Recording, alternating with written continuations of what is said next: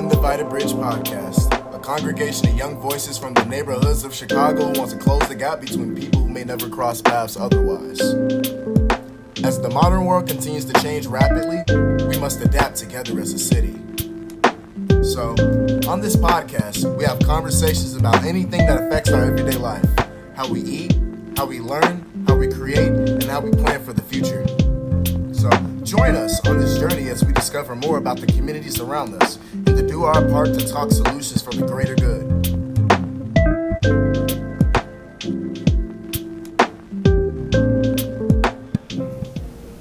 This is my camera, right? Yes, sir. Okay. Hi guys, my name is Keishjuan. Welcome to the Undivided Bridge. I'm Philissa Dawson. And today we have our episode called The Second Chance, and these are all. Please introduce yourselves. Well, good evening. My name is Marilyn Pitchford. I am the Associate Director of Workforce for Heartland Alliance, where I manage the Ready program in the Austin and West Garfield community. Thank you. Yes. Again, I'm Brandon McCleod. I'm an associate professor of social work at UIC, where I do work and research that focuses on the social system and how it impacts fathers and families in the criminal justice system. Thank you both for your services. Yes. I didn't know you guys were like this in deep to the community, so I'm definitely gonna tap in because I know people who need some resources. So, for those out there who want a little bit more information on what's going on, so this episode topic is we all deserve a second chance, and we're aware that in America the most targeted and incarcerated demographics are people of color. So white men face 1 in 23 chances of going to prison in their lifetime compared to Latinos, which is 1 in 6, and black people, which are 1 in 4.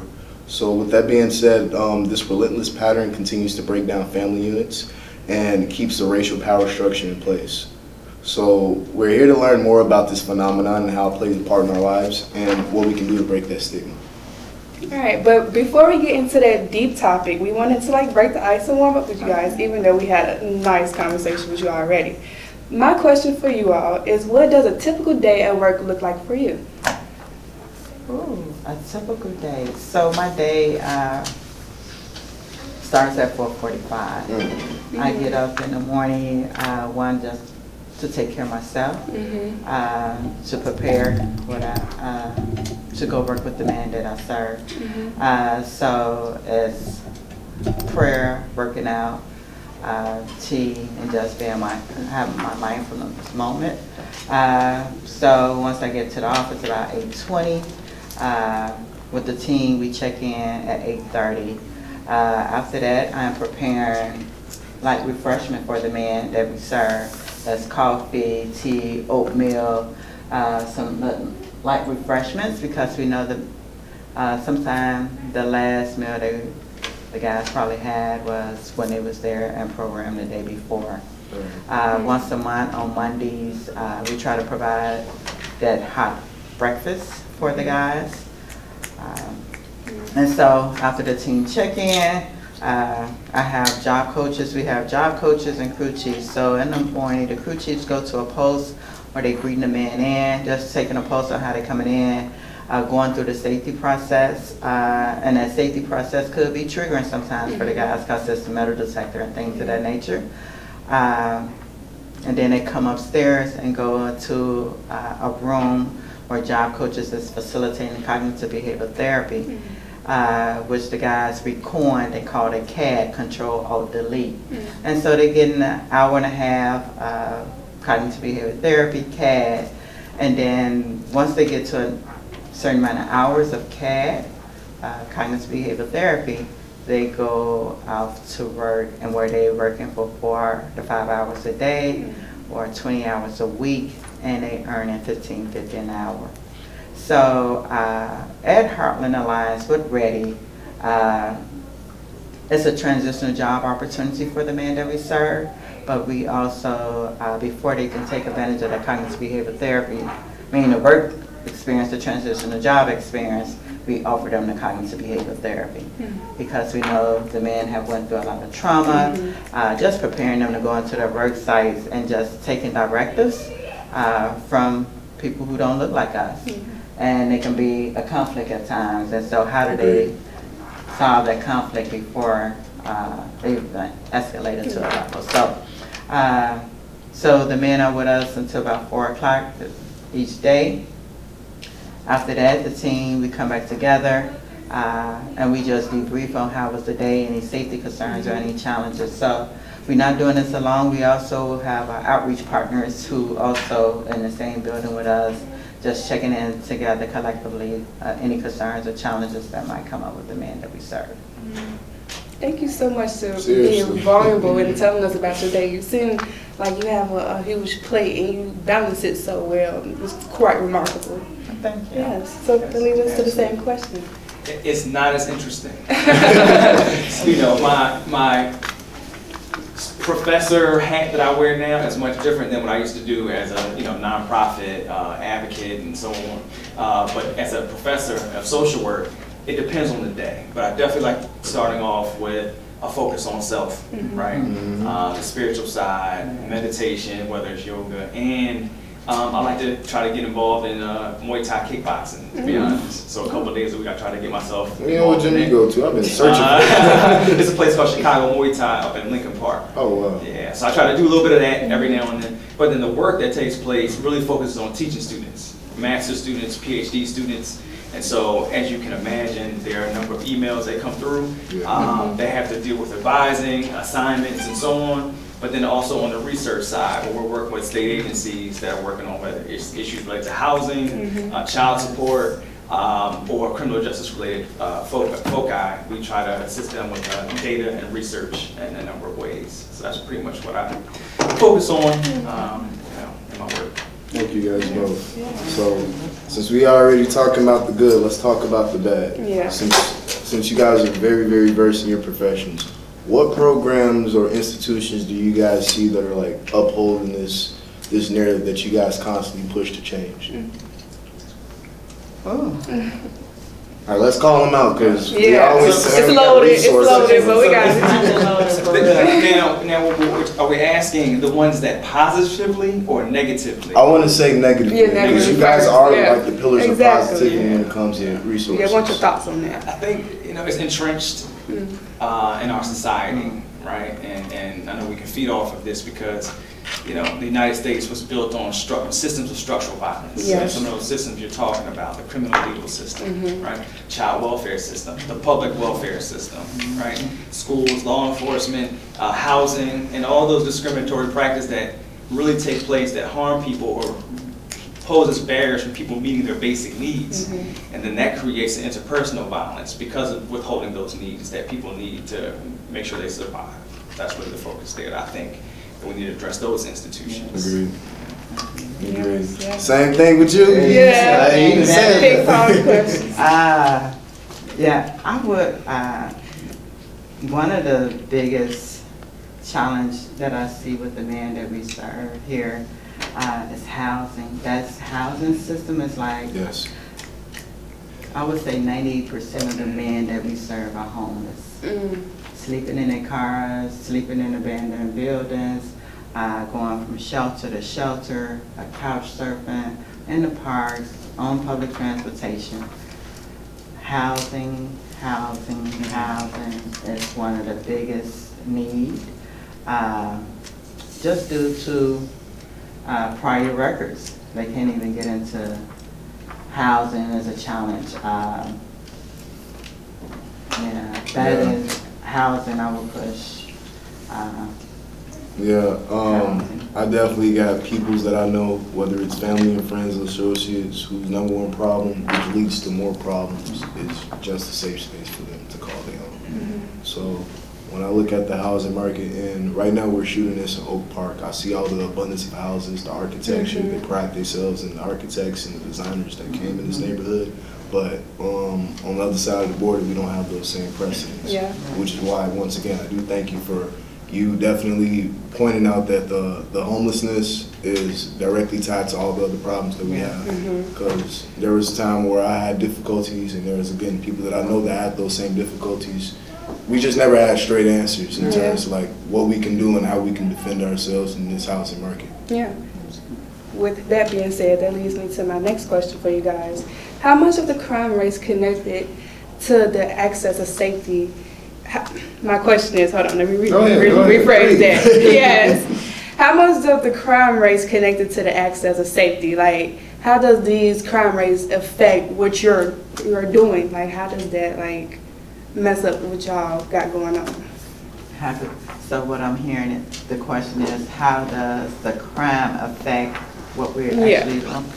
So, young man come in, do his 5 hours a day with Heartland Alliance with Ready. He's in a safe space. He goes back out to the neighborhood where there's lack of healthy choices of food, housing, and so we get into this survival state of mind, of way of thinking. We always in this survival mode. So that is going to be a continual issue around safety if we not Maslow theory, those supplying those 5 needs, housing, food, shelter, clothing. If we're not able to address these and help the man provide families be able to receive those, have those 5 needs being met, we're going to continue to see this cycle of violence. That's I want to piggyback off of that real quick. So when we're talking about those things, what are some things that do stick out about these guys? Because I know that we don't want to have these guys always associated with a sob story or something. So what's definitely some stuff that they're doing for themselves that they definitely need to be recognized for? Coming in. Yeah. I acknowledge them for getting up and coming through and pushing through even of all what's going on. And so when they sitting there, they actually sharing about a lot of the traumas, the hurts that they have went through as a child, adolescent, now as an adult, that they still fighting and have not dealt with. And so just sitting in this circle, it's men from all different communities. They have walked past each other, probably had some beef with each other. Probably devastating each other because they got different sets. Yes, and now they sitting together in a circle and talking about how to deal with some of the past trauma, the hurt, the loss, the grief, the rage, the anger, and they forming brotherhood. And now they can go on from neighborhood to neighborhood and looking out for each other. So I just applaud them daily for showing up. So that's what they're doing for themselves. They want to do something different. I like how simply complex that is. They want different. They want different. You can't be over there in the corner. So I don't have a direct program, so I can't really speak to that as much. And so I think I want to just kind of just agree and nod, as much as possible with what you got going on in the work that you're doing. And when I reflect back on the fathers that I worked with that were in pretrial detention back in Baltimore, a lot of the focus was on their identity and focusing on who they are as fathers and how your identity can stabilize you. And think about your purpose broader than yourself, right? What do you mean to your family? What do you mean to your community? What do you mean to your children? And then these systems have to provide access so that they can continue to connect and communicate. Just something simple as communication that doesn't take place. And there's something powerful about being able to sit in those circles, right, with people who you didn't necessarily agree with, and now you can kind of come together and recognize each other's humanity and purpose. And I think that's powerful. So I just want to work it serious. Yeah, I love how you like basically touched on my next question, which was like, what keeps you in this field? Which I'm gonna target to you, since you're a little different than what she's doing, being less hands-on. Yeah. It's interesting because I started off in the field being more hands-on. So I think when we first talked about before the cameras were on and all that, sort of what got me involved in this work, and kind of growing up in Philadelphia in 1980. I was born in '80. Came up through the 90s, right? And we know what era that was. And I think I can never forget about that, and also what family members have been through, and what friends have been through. Some are here, some are gone. And it's hard to sort of divorce yourself from that environment and do nothing. And so whether that's directly working with people, like what you're doing and what I did, and then moving into the advocacy work, the legislative advocacy work, that's another vein.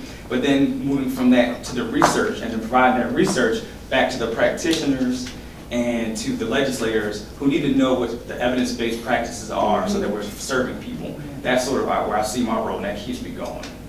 So that's pretty much where I stand in that. So it's as simple as understanding that what you guys do, it definitely mends and open up new relationships. So when we talking about relationships and we talking about the correlation to how y'all help and the things that y'all offer and the benefits that it's doing, what are like some notable repairs? When I think of repairs, I'm thinking more so like I would say new. It's a really specific word I'm looking for. Attribute. There we go. What's a new attribute do you guys think that you guys are bringing into these guys' lives in terms of personality, hard and soft skills for the workforce, and just relationships in general? Yeah. So Doc mentioned about that community, and so first they started that community within that circle. But what I noticed that they were bringing that community out back into their neighborhood and bringing more men in and help recruiting to do something different. I think that's one of the positive attributes is like we're bringing someone else in to help take them up to the next level as well. Another positive attribute is that they're really just looking to themselves and wondering like, why do I always respond this way? Why is I'm always responding this way? Anytime something don't go my way. So we teaching the guys skills on how to address conflict, one, within themselves, work environment, in the work environment, at home, in the communities, wherever they're at, how to, one, take a moment. We always talk about that split second. Take that moment before you actually respond. Agreed. And so those responses are being positive. One, just an example of a story, incident. Young man, he came back and he was sharing with one of the coaches. It's like, man, I had this issue going on with my kid's mom, and all I kept hearing in the back of the CAD, effective communication, effective communication, effective communication. First acknowledge her and appreciate what she brings to the table, but then sharing what actually how I'm feeling. And so let's come together to resolve this matter. Like, yes, I own up to it, but just seeing the guys coming back and sharing how they use CAD, the cognitive behavioral therapy, with their kids' mom, with law enforcement getting pulled over, how they was in a store and they got bumped, and you know, being bumped in a store is like, okay, intimidation, like almost like a bullying.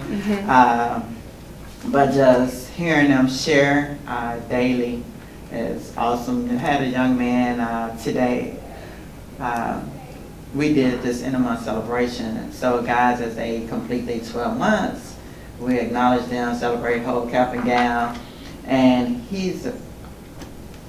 was like, I call him the quiet storm, didn't say much, didn't do anything, but when he did speak, he spoke value to the rest of the team, and he was just full of tears and overwhelmed because he never graduated from high school. He was actually when he got his GED, well, he's still in GED to get his GED, and just putting on that cap and gown and giving that certificate and acknowledge him, he was just in full of tears. So the question you asked, like, why do I keep doing this? Why I keep showing up for this? That is why. Those small wins, those small successes here, man, I'm overwhelmed. Yes. So.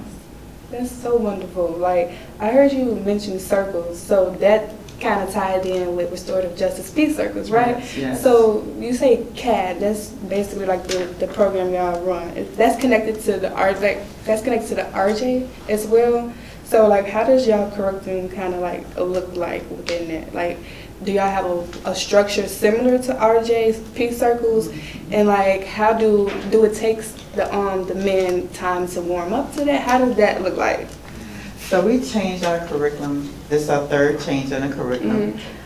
We use one from Cincinnati, one from South Carolina. And now this one was written by someone here in Chicago, understand Chicago. And it wasn't prison-based, because the other two was prison-based. So, yes. So what our circles consist of now, we come in and we start our day with a check-in. A number 0 to 9, and might be a question. And then there's this grounding piece, and this grounding is this mindfulness where we just taking a moment, some deep breathing. The coach helped walk them through the breathing exercises, and the reason why we do the grounding and the check-in, because we know getting here, there are gonna be some challenges. I could have got pulled over, harassed, whatever, coming here. And because some of our topics be heavy, and so it just to help center and ground them before we go into the lesson, talk about the purpose. There are some activities, and there's a closing. So it is a lot like RJ, the restorative justice piece, and that's what the new circles consist of, and the RJ practice. Yes. That's beautiful. I love to see like the connections in the community. It's really like spilling out, and it's actually movement. Like you were saying, how the man you was working with, he acknowledged what he was learning, and that's the beauty of like the RJ, and that's really like motivating to see like, you know, the examples and what we actually doing being implemented. So that's wonderful. Thank you for sharing that story. Sure. I got so many stories I could share. But I love a good story. So I know we've been talking about how y'all build community, y'all sense of community. I like to nickname those type of communities the beloved community. So in order to create that, in this sense, I call that an internal community because it's in walls and it's in a safe space, and there's somebody facilitating that. So how can we as a community take that initiative to try to replicate what y'all do? Because I know that we, unfortunately, are the contributing factors as to why you need to help these men in the first place, and as to why you feel the need to go out and be passionate to teach everybody. So with that being said, what can we do as a community to make your guys' job easier so you guys aren't working on the nitty-gritty, but you guys are working on the side of the job that's more passionate for you guys? Yeah, because we care. We do. Connect them to those agencies and organizations that provide services, because we all got to reach out and help. Everyone is not at a place where they can ask for help. But if you see something, just pull an individual aside, like, man, I know this, young lady, I know this going on, are you okay? I don't have the resources, but I know someone that can help you. Just try to connect. Someone asked me a question, like, what's your thought behind what's going on downtown with the young adults? Yes, I'm looking like, and people, yes, it's like we so quick to want to point fingers, but you point one, you got 3 coming back, and I'm looking like, that mother, that father might have been at work. That's right. And that kid probably was supposed to be elsewhere, but mom's so busy, we working 3 or 4 jobs, dad working 2 or 3 jobs. So just to make those ends meet, dozen eggs, $4 now. Yes, so like, we trying to make them ends meet, but our pride I got in a place. Now I'm not gonna tell my neighbor, like, could you help me out? Could you keep your eye out on my house when the kids going? You know Tommy, he like running here all the time. So if you see Tommy running out the house, you call me and let me know. You get Tommy back in there. We do not ask for help. It's okay to ask for help. It's okay.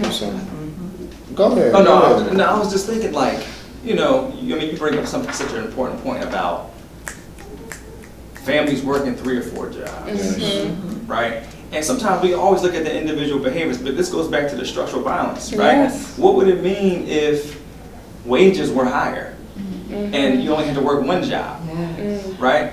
Then there will be more eyes, right, and more people in their communities because they're not working 3 or 4 shifts, right?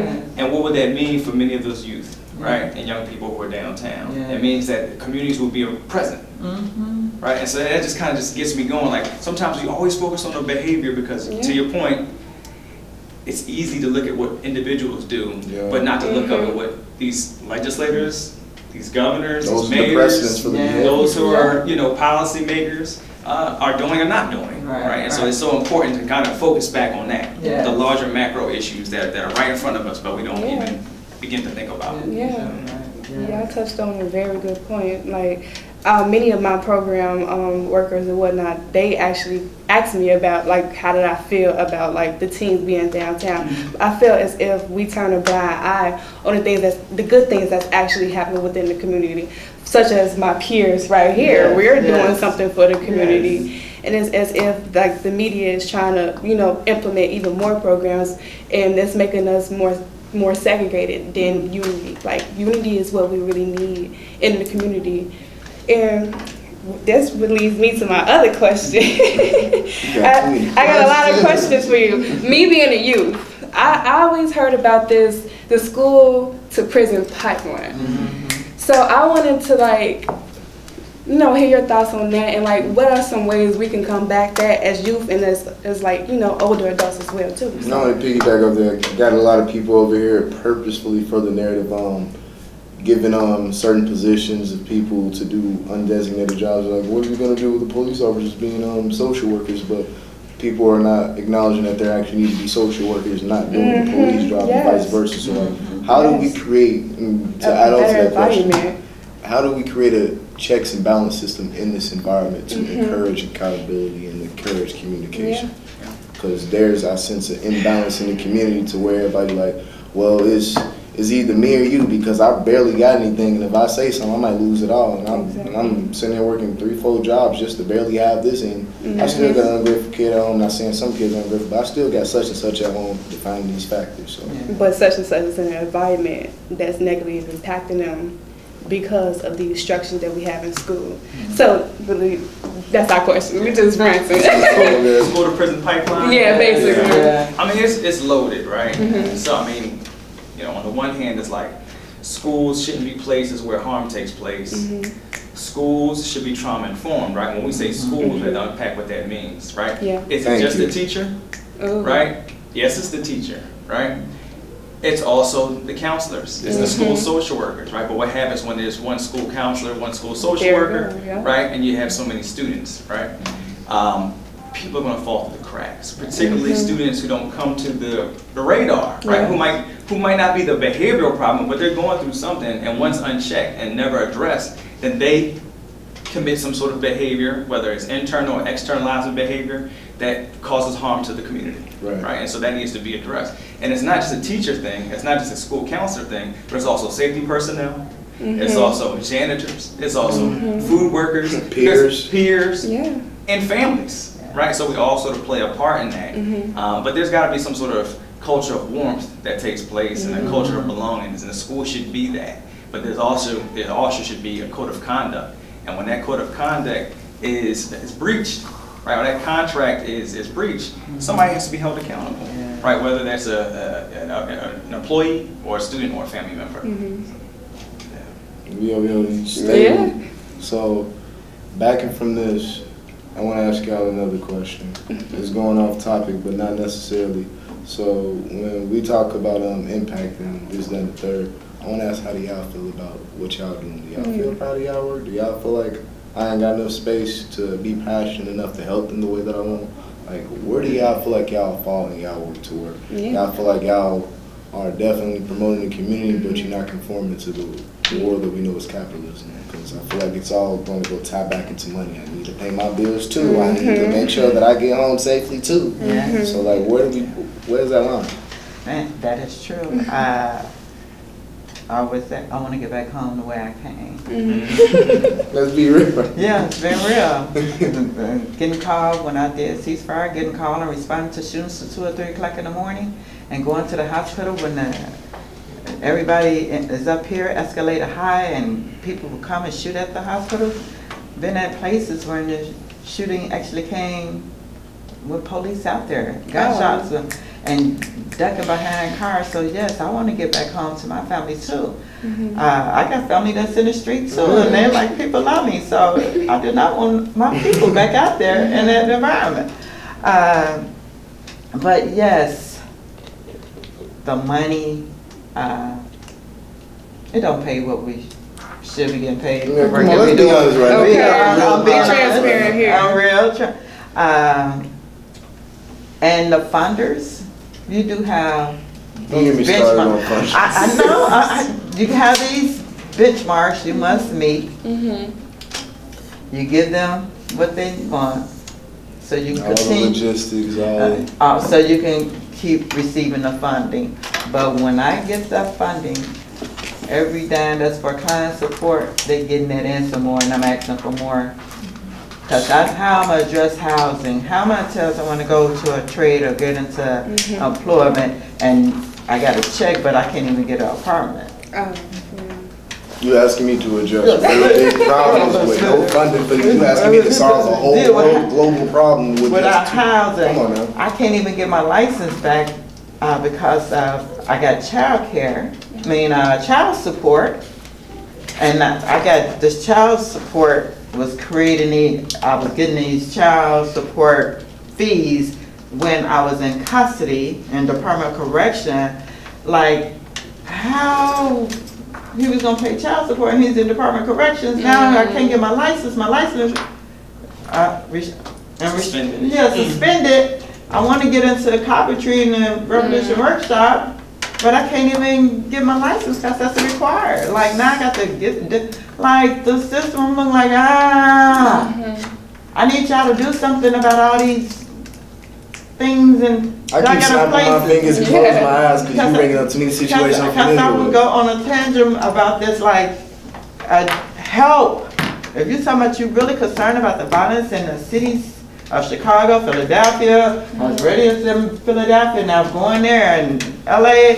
If you're talking about addressing the violence, address all these policies and laws y'all have in place restricting men to go and women to get their license renewed, reinstated back because child support. And I was in Department of Corrections. How am I supposed to pay How am I child supposed to support get when a I gotta be locked up? housing? I can't even get an apartment because of my background. I can't even get in this certain field. I can't get in this certain field because of my background. Where's the restorative justice at there? I did my time. Now why I can't get my certification? I was able to make license plates here, but The you over the perfect state. industry for that right now is the cannabis industry. You got so many people coming home from the war on drugs, that's what they call it, but yet none of those people who was affected ain't getting no opportunities, ain't getting no schooling, no training to be what they literally went to jail for. And they know the game more than anybody. That's why they was in jail. Everything black market. Now they become legal and they make money off of it. Everything from the lottery.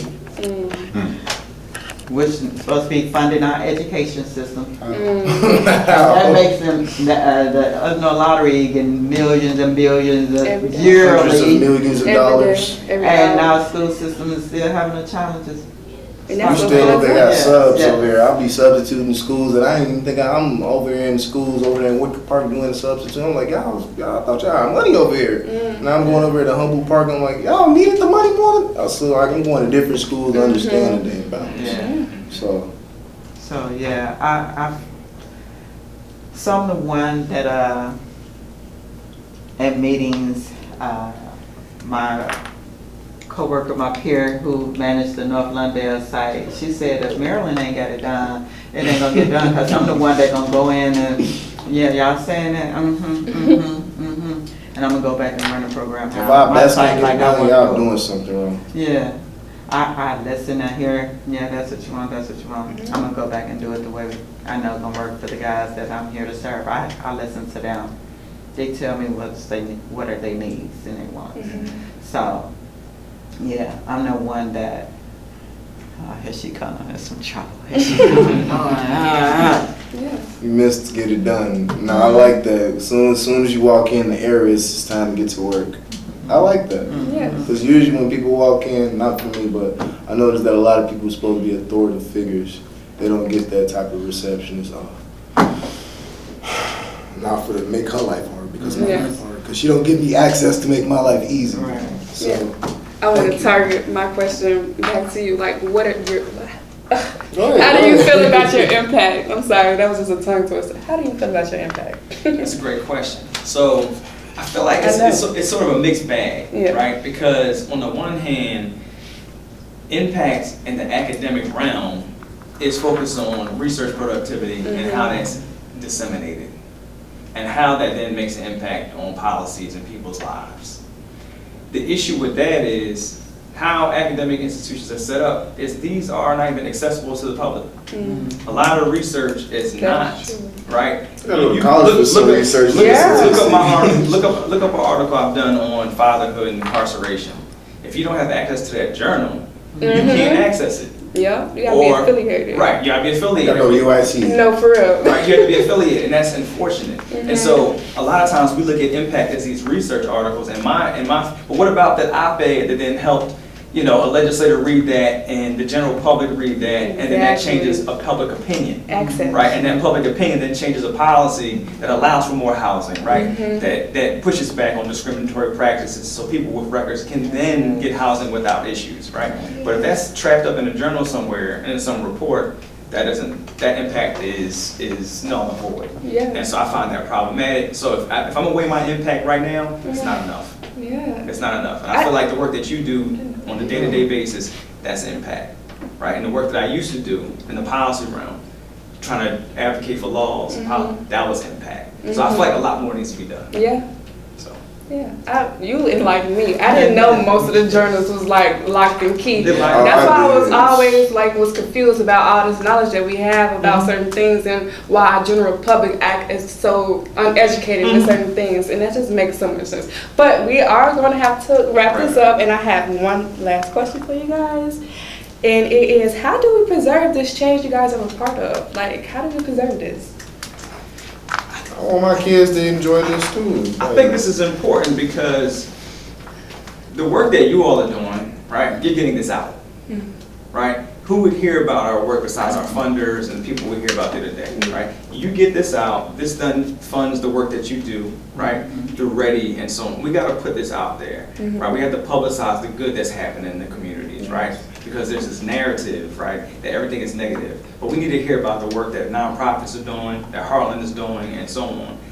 That's critical. I think the other thing is, how do we get involved in some of the work? And you're doing it already, but just volunteering for coalitions and campaigns, right? You got groups like Pretrial Fairness, right?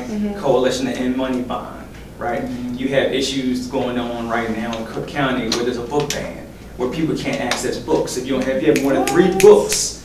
So there is a letter going out right now that's like, sign on, contact Cook County Sheriff Dart and tell him to remove the book ban so that people can have access to information about legal aid, anything that has anything to do with empowerment, right? Mental health, all that sort of stuff. If you have more than 3 books, you can't have them. Guards are removing books from people's cells. That's problematic. And if we don't know about that, then we can't do anything about that. Thank you. Yes, enlightenment. Wow. She said that was a closing question, but she was talking about herself. Yeah. So the official closing question is, what's some simple ways we can all fight for fairness and equality? So what that looks like to me is obviously having this podcast and definitely having people from Oak Park and Austin just start the neighborhood and intergenerational conversation. But like, what can I do as a 23-year-old who's around other 23-year-olds who don't have the same mindset to be able to fight for their fairness and be able to have them acknowledge the equality that they have amongst me and other people based on, it don't matter the circumstance, opportunity, I just want them to know that they can do what I can do. So like, how can I relate that to them? Yeah, y'all got us chatting. Y'all the ones that Inspired. specialize in the peace circles and helping everybody. Right. Like, how can I do it? I ain't We want to be in the movement. My door is always open to come and see, learn, and bring people. It might take one at a time to see it, like, you're going to get a lot of no's, but there's a lot of 23-year-olds want to hear and get involved and do something different. So my door is always open.